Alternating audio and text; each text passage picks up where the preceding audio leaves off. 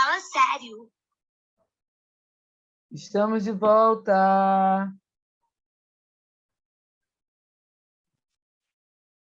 Oiê.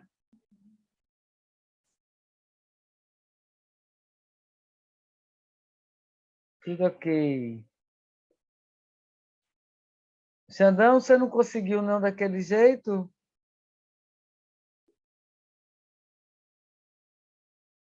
Oi? Xandão?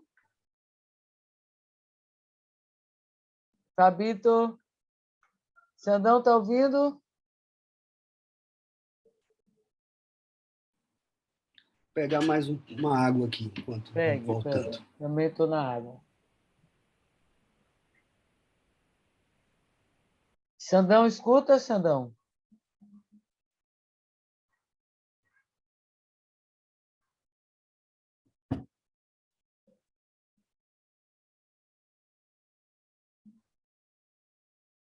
Está escutando? O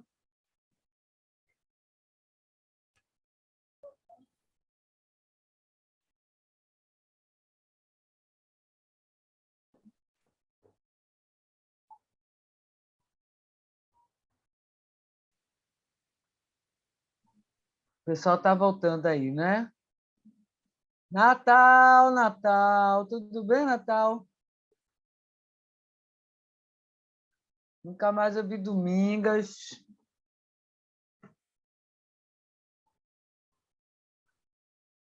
O pessoal está sem... Jamila Oi, está... Lu, tudo bem, minha querida? Ô, queridona. Tudo bom, né? No início não estava escutando nada. Foi? Oh, No início foi. que pena. Mas agora estou pegando direitinho. Está Beleza, perfeito. beleza. Boa noite a todos. Boa noite, querida. Boa Pessoal, noite. o Zoom tem isso, né? Que quando é frio, agora Xandão ele conseguia de um jeito que ele conseguia liberar o tempo inteiro, estender, mas eu acho que dessa vez ele não conseguiu. Jamila está voltando aí também. É isso mesmo. Bom, mas aí vai ser bom até, então eu vou me guiar aqui por esses 40 minutos. Sim, sim. E aí ver se falo aí meia horinha e pronto, 20 minutos. Diga, Xandão. Eu também, esse bike aqui, fiquei preocupado quando eu fui mandar mensagem, a parada caiu. Mas fique tranquilo que está tudo sob controle. Tá. Fecha algum dos seus áudios aí, que tem 2 lugares, né? Xandão, aí tá dando um eco. É. E aí? Agora. Aí. Jami está tentando entrar. Um minutinho. Pronto, vamos aguardá-la aí.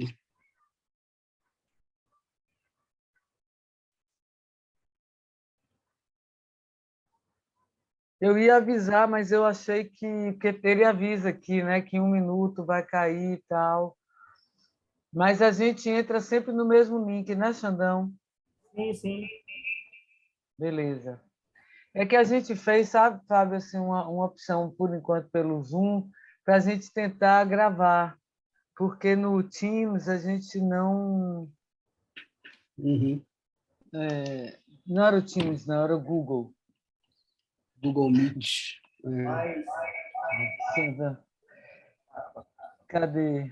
Então, vamos lá. Eu acho que já dá para você retomar aí sua fala, meu querido. Tá.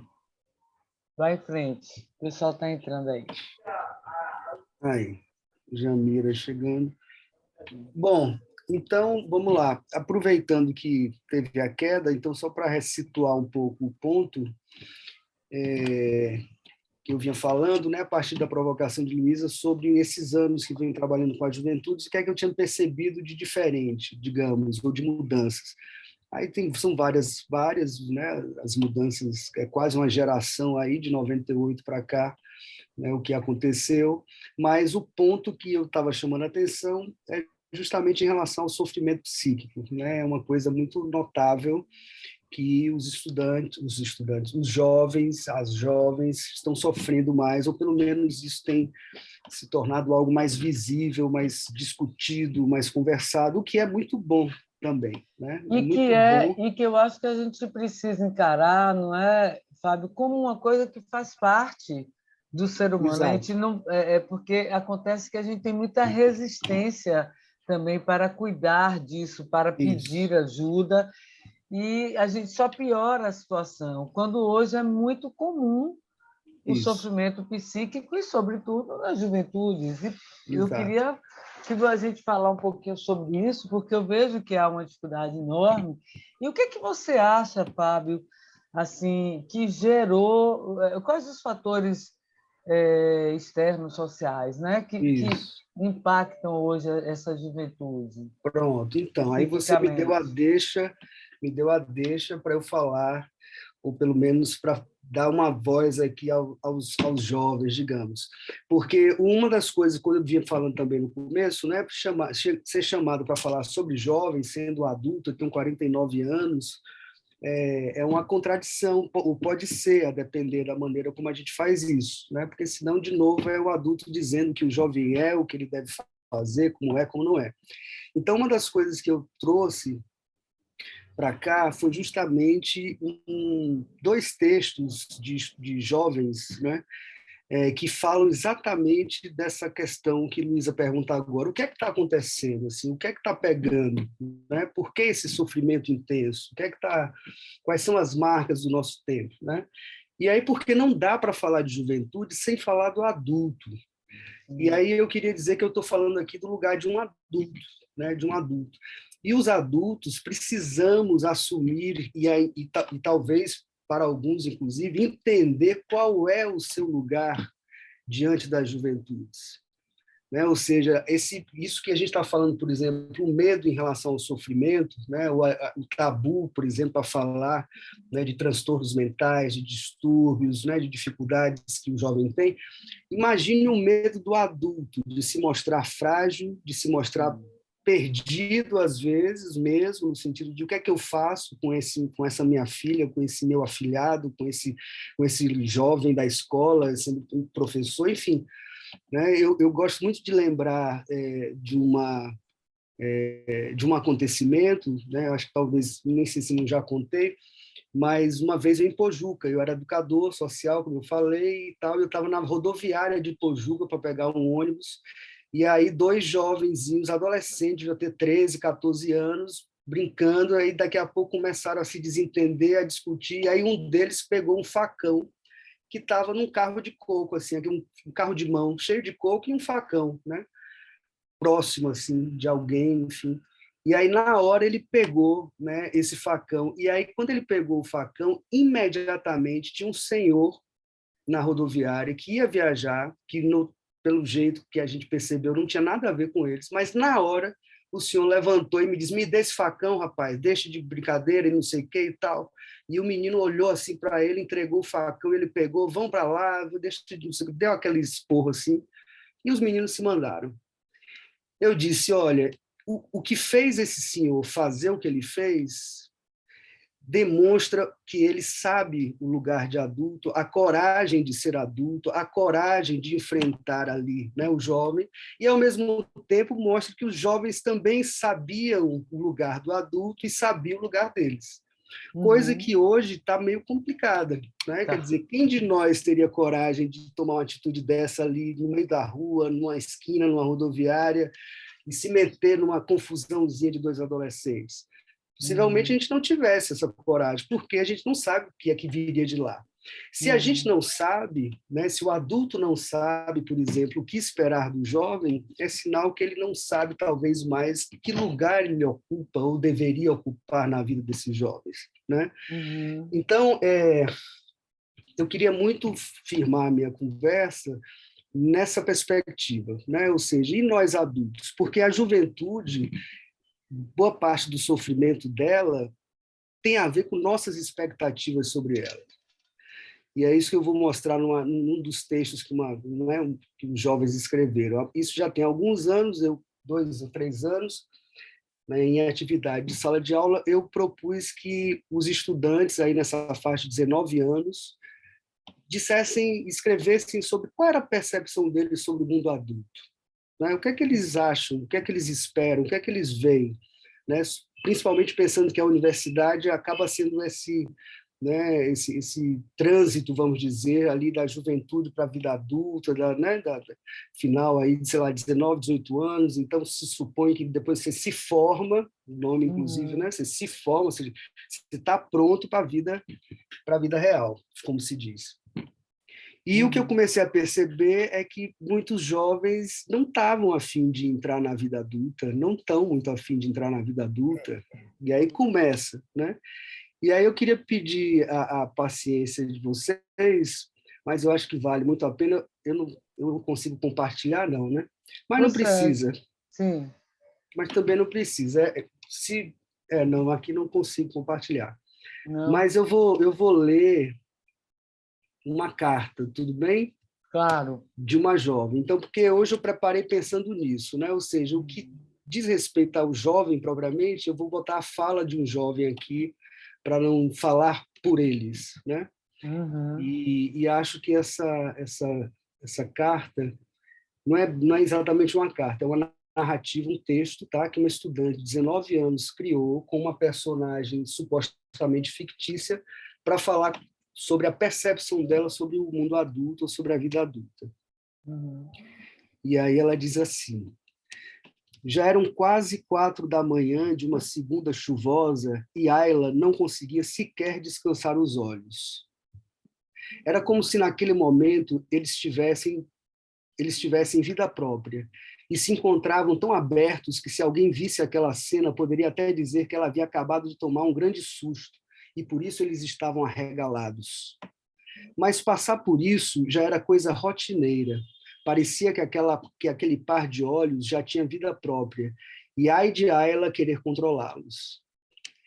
Isso de não conseguir controlar os próprios olhos, ou melhor, o próprio sono, e veja que a estudante já está falando de um dos sintomas, né? A insônia, por exemplo, dificuldade de descansar, de dormir, e a gente sabe, por exemplo, mesmo no campo da saúde mental, essa é uma das questões que a gente logo pergunta, né? Como é que vai o sono? Então, se a pessoa não consegue dormir direito, uma vez, 2 vezes, 3 vezes, isso tem impactos gerais, digamos, né? Na saúde. Então, ela já está mostrando isso, uma jovem, a dificuldade de dormir, né? Insônia. E aí ela diz, isso de não conseguir controlar os próprios olhos, ou melhor, o próprio sono, sem dúvidas, deixava ela muito angustiada, mas já tinha aprendido. Se não pode com eles, junte-se a eles. Também não era de toda a culpa o par dos olhos, visto que sua mente estava a mil e diversos pensamentos estavam vagando por ali sem piedade. Na verdade mesmo, toda essa insônia era a culpa de um texto que mais parecia um soco no estômago que ela havia lido pouco antes de se deitar, escrito por Sean William. Ela nunca tinha ouvido falar dele, mas aquelas palavras faziam tanto sentido para ela que poderia dizer que aquilo saiu da sua própria cabeça. O conteúdo daquele texto fez ela embarcar numa viagem angustiante que é pensar no futuro. Olha aí, outro sintoma, né? Pensar no futuro, pensar nas responsabilidades que a independência traz e também na solidão. Ela sempre se sentiu meio só e não se engane, andava sempre rodeada de pessoas. Na sua casa morava sua irmã, seu pai e sua mãe, ambos muito carinhosos e atenciosos, e além disso possuía um número satisfatório de amigos, embora a fluidez nas amizades fosse algo que sempre lhe gerou preocupação. Ou seja, as relações descartáveis, né? Os amigos que uma hora tá, outra hora não tá por interesse. E ela continua, e mesmo rodeada de gente, ela se sentia só. Mas não era qualquer solidão, era uma solidão existencial. E esta nem sempre se preenche com pessoas. Esse é outro aspecto que eu vou retomar muito importante, né? Uma solidão que não se preenche com pessoas. O que é que isso vai fazer a gente pensar?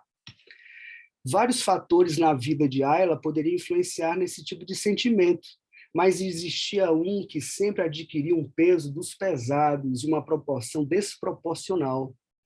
O fato de que ela era boa em muita coisa, e hoje conseguia ver isso com clareza, mas não se sentia muito boa em nada. Como se ela não tivesse encontrado ainda a sua pulsão de vida, algo que a fizesse ter sede de vida, como se faltasse um propósito. E pensar no futuro, na passagem temporal, fazia com que esse tempo para descobrir seu propósito fosse diminuindo, se condensando, e nada. Ela não fazia nem ideia de como descobri-lo. E isso sempre gerou muita angústia, pois ela se sentia presa em uma inércia enlouquecedora e não sabia como sair dali, como se estivesse afundando em areia movediça, bem lentamente. E aí ela bota um trecho do livro que ela leu, o tal do livro que ela fala, né, no início, aí, um tal de Sean William, que eu também não conheço. Aí ela transcreve um trecho do livro que o cara diz assim: você cresce, suas roupas ficam menores, as ofensas já não acertam na mesma intensidade. Você expande seu campo de visão e enxerga tudo que não passava de um grande nada. Os dias passam, problemas aumentam e o tempo se reduz. Responsabilidades, contas, horários, prazos, preocupações e, finalmente, a tão sonhada independência. Você cresce, as piadas tornam-se cansativas, as histórias entediantes, as pessoas irritantes, os amigos antigos vão sumindo aos poucos por estarem crescendo também. Você cresce e, ironicamente, se sente menor. A rotina te aperta, a saudade te engole. Todo mundo cresce e a maturidade tem um preço. Quem diria que ser livre pode custar a liberdade? Te obrigam a voar enquanto seguram suas asas. Amadureça, mas não cresça antes do tempo. Aproveite sua juventude e acredite, crescer tem lá suas desvantagens. Fecha aspas, a citação do livro. Aí a estudante continua com a sua personagem. O mundo adulto para Ayla é um mundo a ser vivido de maneira muito individual, muito só. E como ela conseguiria fazer isso se nem sequer sabe seu propósito na vida? Ela tinha anotada em seu caderno uma frase de Fernando Pessoa que dizia: a liberdade é a possibilidade do isolamento. Se te é impossível viver só, nasceu escravo. E Ayla se sentia escrava, mas era segredo. Ora, não somos todos escravos? Gritou Ayla, quase implorando para que aqueles fluxos de pensamentos inquietos cessassem. E cessaram, e Ayla dormiu. Então, para começo de conversa, Muito veja bom. a sabedoria dos jovens. Então, esse é um primeiro aspecto que eu queria chamar a atenção. Primeiro, os jovens têm uma clareza, muitos deles, não todos, assim como nem todos os adultos também temos clareza das coisas, né? Mas muitos estão entendendo exatamente o que está acontecendo, por que estão sofrendo, como estão sofrendo, e por aí vai. E acho que um primeiro ponto para nós adultos, por exemplo, seríamos nos perguntar exatamente isto, né? Que essa jovem coloca: que mundo é esse que a gente convida os jovens a vir ou a estar? Um mundo que parece, segundo eles, né, um mundo solitário, um mundo de rotinas, um mundo que, né, não tem muito sentido, não tem muito propósito, a não ser ficar correndo eternamente, né, atrás de alguma coisa que nunca se alcança por completo e que, portanto, torna a vida um tanto vazia, né, ou esvaziada de sentido. Então, essa é uma primeira preocupação nossa, né, que trabalhamos com as juventudes, que estamos no campo do sofrimento psíquico das juventudes, né, que é qual é o nosso lugar de adulto, qual é o nosso papel, a nossa função, e, ao mesmo tempo, qual é o mundo que nós adultos construímos, estamos deixando, e qual é a nossa responsabilidade nisso, na hora de sustentar, por exemplo, né, este tipo de sofrimento, como a gente está vendo, que não é um sofrimento individualizado, né? Tenho certeza que com, né, o que essa jovem diz bate em muita gente, inclusive em nós adultos, a gente se identifica com coisas que ela diz, né? Então, isso é um ponto importante. O sofrimento psíquico nunca é só um problema individual, ele é um problema social, ele é um problema cultural, ele é um problema político. A própria OMS, a Organização Mundial de Saúde, define a saúde mental justamente com a possibilidade de uma qualidade de vida, de termos uma qualidade de vida que depende, por exemplo, para falar desse ano, de questões políticas, de questões econômicas, de questões de justiça social. Não tem como a gente ficar falando de qualidade de vida ou de saúde mental, por exemplo, para um jovem negro da periferia que toda vez que sai de casa não sabe se volta, para uma mãe que o seu filho sai e não sabe se volta. Então, é um pouco cínico, muitas vezes, ou hipócrita, né, da nossa parte, ficar achando que saúde mental o psicólogo é que resolve, que produz, por exemplo, que o sujeito vai lá sentar com o psicólogo e ele vai resolver tudo. Não vai, né? Porque, por exemplo, existem questões de sofrimento que estão ligadas às condições materiais, reais, né, de vida. Se eu posso comer, se eu me sinto seguro, se eu tenho perspectiva, se eu tenho um propósito, como diz essa estudante, né? E aí, para ir, né, caminhando assim para um final dessa primeira provocação, e a gente pode ir abrindo, conversando,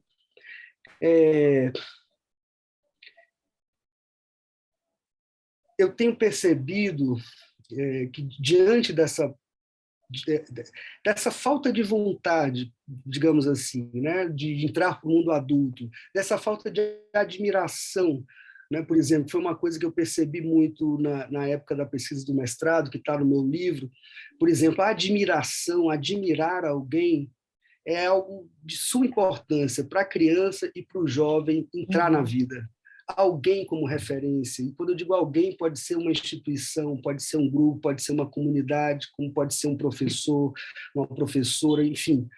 Mas essa admiração, sabe? Essa vontade de parecer com aquela pessoa, ou de fazer para ela o que você, entregar para ela algo que você tem vontade, no sentido, não, pô, se eu fizer isso, Jamira vai gostar, deixa eu fazer, ela é uma pessoa que está me olhando, ela está... Ou seja, né, admirar o mundo adulto, admirar os adultos nesse sentido de querer chegar lá é fundamental para a gente, né, continuar. E o nosso lugar de adulto é justamente dar esse esteio, dar essa sustentação para as juventudes. E aí a reflexão que vai ficando é, de fato, o que é que a gente está fazendo no mundo adulto, com o mundo adulto e conosco adultos. Que vida a gente está levando, né? Porque não está muito fácil, né, realmente. Né? Eu, por exemplo, tenho um filho de 8 anos, né? O tempo, qual é o tempo que eu tenho para ficar com ele? Qual é a qualidade do tempo que eu tenho para ficar com ele? Um enteado de 16 anos. Como é que eu chego? Quanto tempo eu tenho, não tenho? Qual é o nível de atenção que eu posso dar mesmo ali, genuíno? Quantas horas por semana? Quantas vezes na semana? E muitos pais, mães, responsáveis, vós, avós, enfim, estão, como a gente costuma dizer, numa correria tremenda para sustentar o mínimo da vida, né? E sem muito saber o que fazer com o jovem, e bota para a escola, e bota para algum lugar, vamos ocupar esse jovem, porque ele próprio, às vezes, não tem corpo, energia para fazer isso, né? Então, queria considerar isso. E aí, o que é que ocorre? A questão eu vou falar uma palavra aqui que é complexa, mas eu vou utilizar, que é a questão da espiritualidade, né? Que não tem nada a ver com religiosidade ou com religião. Então, o que é que eu tenho percebido também, inclusive com jovens classe média, classe alta e tudo mais, que tem a ver com essa sensação aí de uma falta de propósito, né?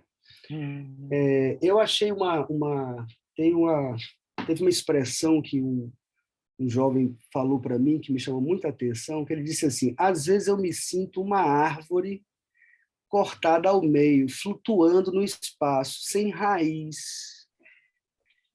Isso foi muito significativo, uma árvore flutuando, cortada, sem raiz, né? E aí isso fala, a ideia de enraizamento no nosso campo, vamos dizer, das ciências humanas e tudo mais, a gente vai chamar de pertencimento. Ou seja, eu ter a sensação de que eu tenho lugar no mundo, eu ter a sensação de que eu pertenço a algo, né, que eu faço diferença, que alguém me espera, que alguém me quer, que eu sou necessário.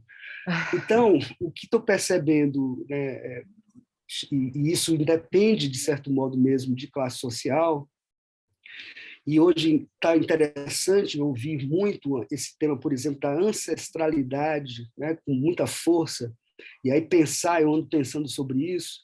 Então, ou seja, a ancestralidade, por exemplo, não necessariamente diz respeito aos antepassados de sangue e nem necessariamente aos antepassados raciais ou étnico-raciais, né?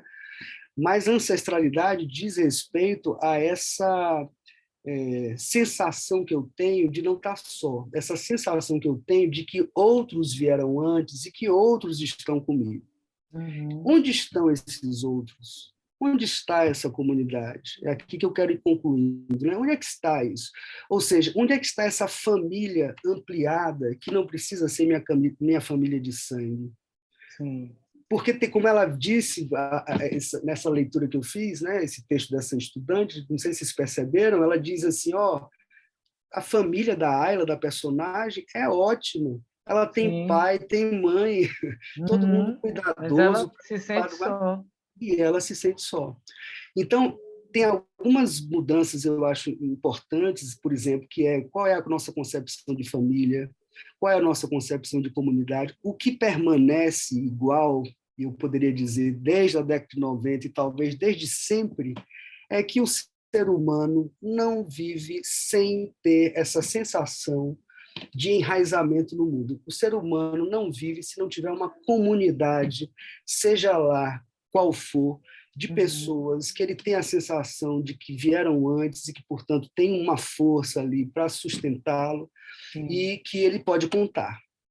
E aí, infelizmente, alguns de nós, adultos ou adultas, não estão conseguindo, por razões variadas, ser essas figuras, né, que têm a coragem, que têm o corpo de sustentar este lugar de adulto, por exemplo, que às vezes tem que dizer não, que às vezes tem que contrariar, que às vezes tem que ficar ali tenso, né? Eu já tive situações, por exemplo, com meu enteado, assim, né, abrindo aqui para a gente, mas nada demais. Mas eu já tive sensações, momentos, por exemplo, né, ele tem 15, 16 anos, está maior do que eu, grandão. Eu tive momentos de ter que falar com a firmeza dele e depois eu saio trêmulo por dentro, o coração batendo. Por quê? Porque eu não sabia a reação dele. Eu tinha que arriscar. Eu não sabia se ele teria coragem de falar mais alto comigo. Eu não sabia se ele poderia, inclusive, ser violento comigo, se ele poderia bater a porta. Um menino que eu conheço é meu enteado, mas eu conheço ele desde os 3 anos de idade. Ele mora comigo, com minha esposa, desde essa época. Então, já são aí 13 anos convivendo.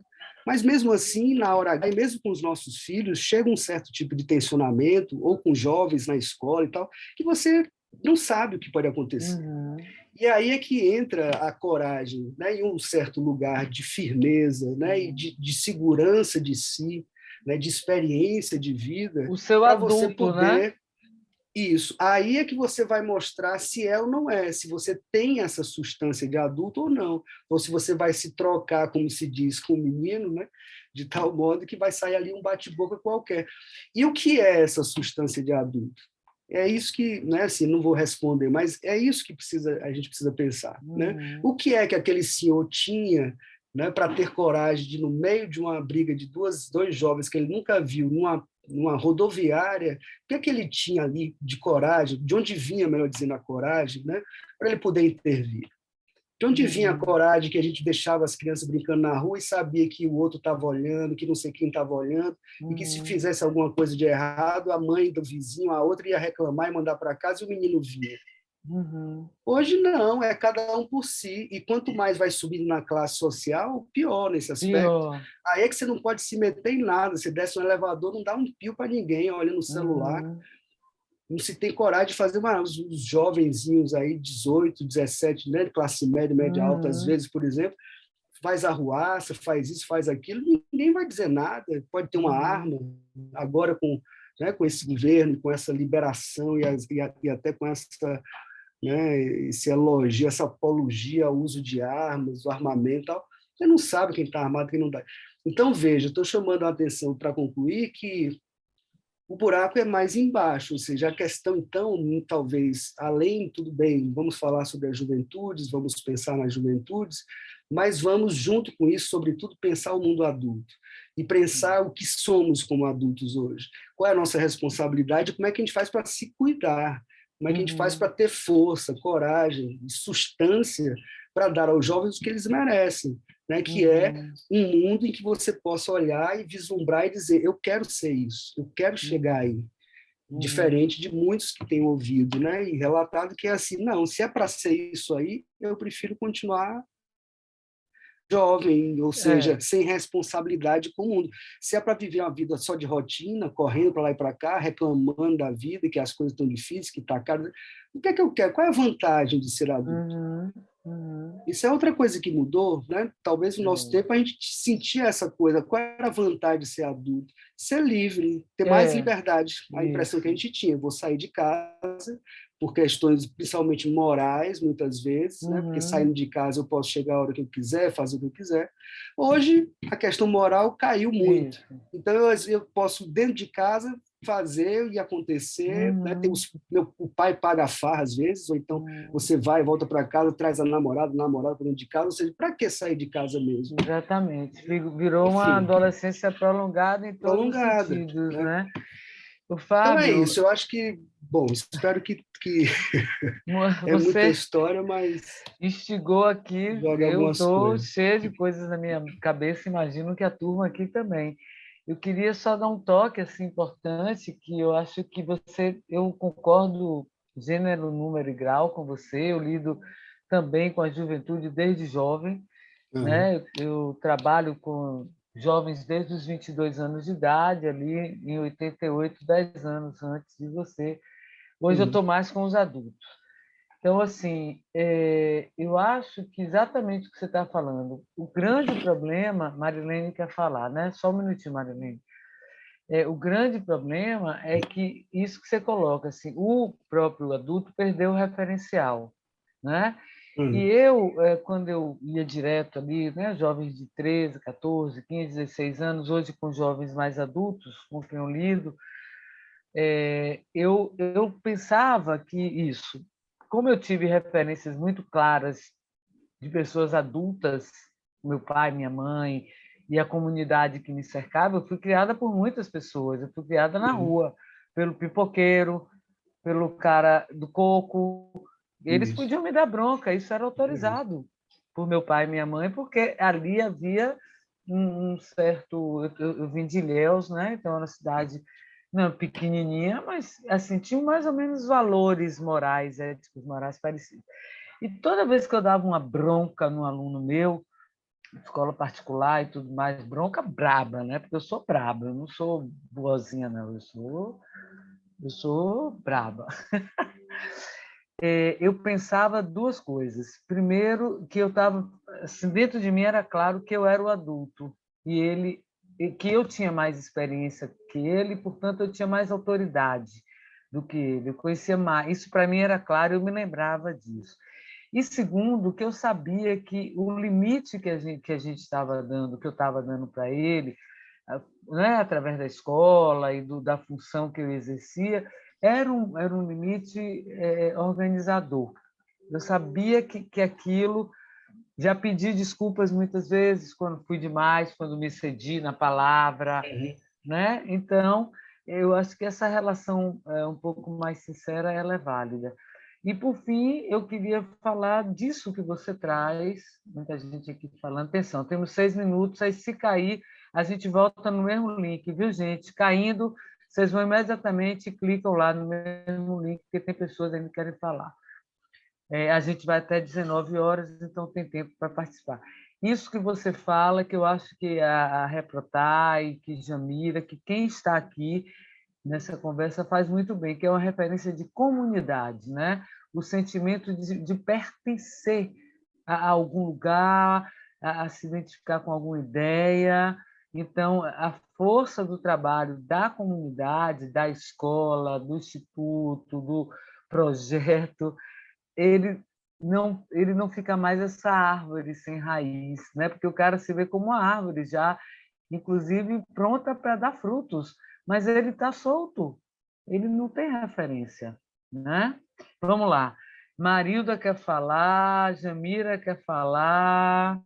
Vamos lá. Então, primeiro Marilene e depois Jamira. Marilene.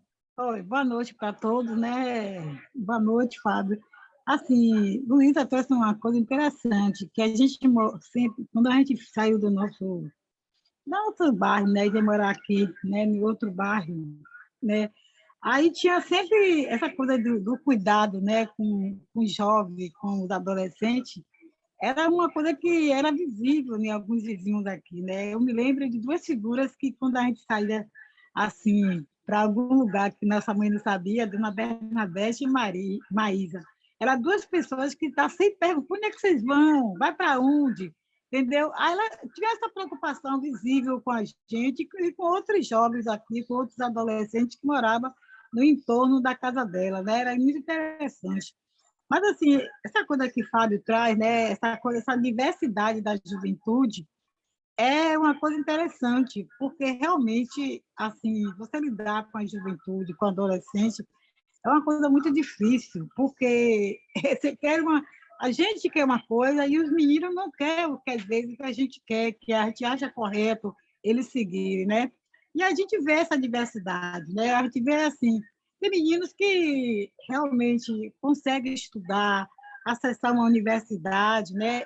Avançar na relação agora com essa questão da arte, do empreendedorismo, a gente vê muitos avanços, né, em relação a isso. Mas a gente que mora assim, nos bairros, a gente também a gente não vê esse número de jovens e adolescentes que avance para esse caminho que a gente deseja que a maioria fosse, né? A gente vê muito jovem e adolescente envolvido com drogas, né?